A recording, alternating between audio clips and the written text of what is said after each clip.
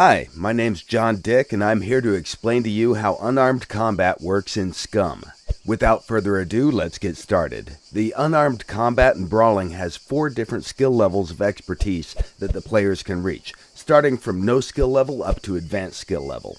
However, the character's skill is just one of many things that are taken into consideration when combat begins. The other important factors are the player's ability to control his character during the combat and the physical condition of his character. Now that you know the basics, let's take a look at how the combat system works in other modern survival games. For this, we created a simulation of the type of unarmed combat that you can find in practically every survival game available on Steam. From what you can see here, the character is constrained at the hip, but you can tilt their upper body and throw random punches toward your opponent. The camera is locked behind the character. It doesn't provide the player with a good overview of the situation, and most of the time it's really hard to tell where the punch will land. Obviously, this is a very basic implementation, and we could have done it the same in Scum, but we wanted to make something different. So, what exactly did we do in Scum to make things better?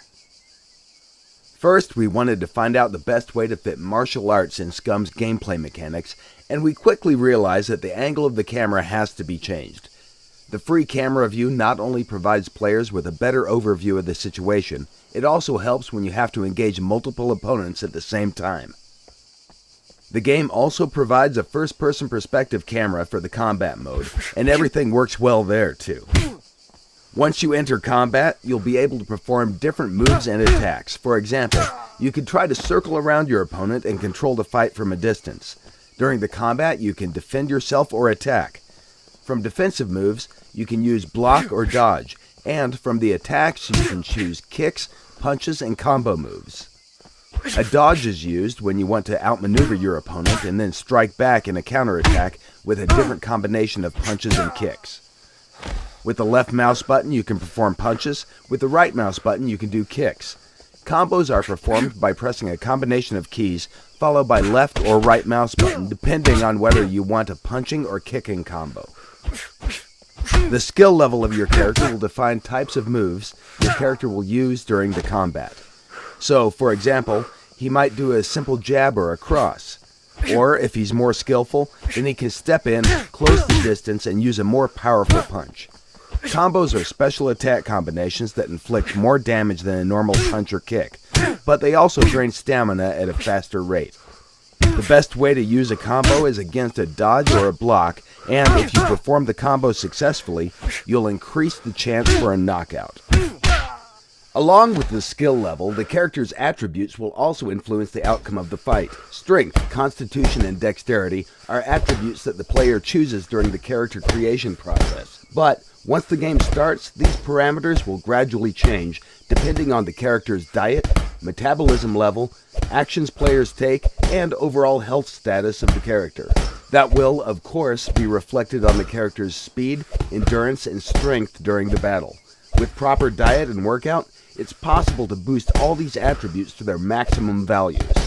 The only exception is the intelligence attribute, which will stay the same or drop down if, for example, a character gets shot in the head. In the current presentation, you can see different skill levels and how they will be represented in the game.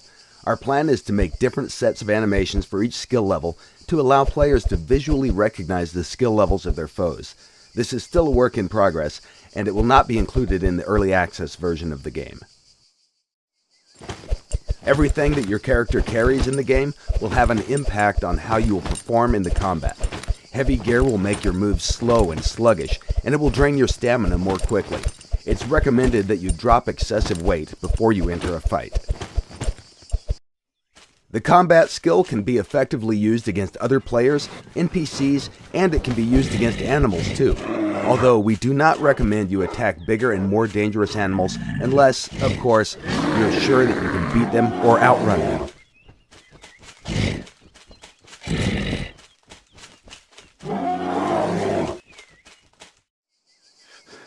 In short, these were the basics about Scum unarmed combat skill, and everything you saw is still a work in progress. We aim for further optimization of the combat process to make it more fluid and enjoyable. Future plans are to replace mocaps with more realistic animations.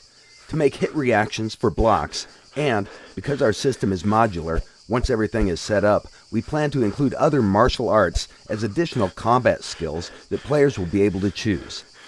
We hope you have enjoyed this presentation, and if you want to find out more about Scum, be sure to follow us on Facebook, Twitter, or our dev blog on scumgame.com.